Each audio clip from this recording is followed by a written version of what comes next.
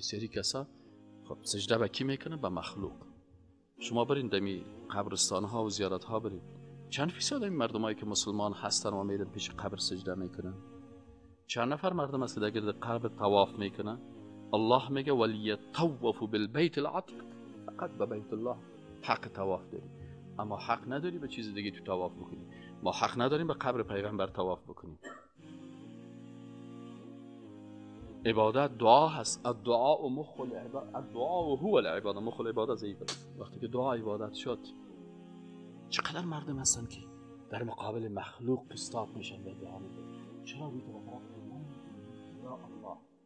ما در قبر رسول الله صلی الله علیه و آله رفتیم. والله ما رسول الله صلی الله علیه و آله از مادر خود، از پدر خود، از خود که از فامیل خود، از کلی که دوست داریم، لکن در وادی که پیش قبرش رفتیم، پشت خدا به طرف قبرش گشتیم، روی خدا به طرف قبله گشتیم، به الله دعا کردیم. چرا که الدعاء والعبادة. چقدر مردم مثلا پیش مخلوق استاد است و در پیش قبر اگه برش بگویم باز نمیشنوه.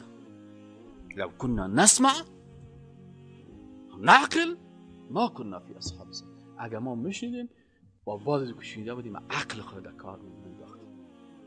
دعا عبادت است. وقتی که دعا عبادت است، تو در رکعت نماز میگی که ایاک نعبد و ایاک نستعین، تعهد به الله میکنی که خاص تو را عبادت میکنم. باز دست دعا رو چرا با مخلوق دراز میکنی؟ آیا این انسانی که دست دعا رو به مخلوق بلند میکنه این حسن خاتمه نصیبش میشه؟ صحت عقیده نداره.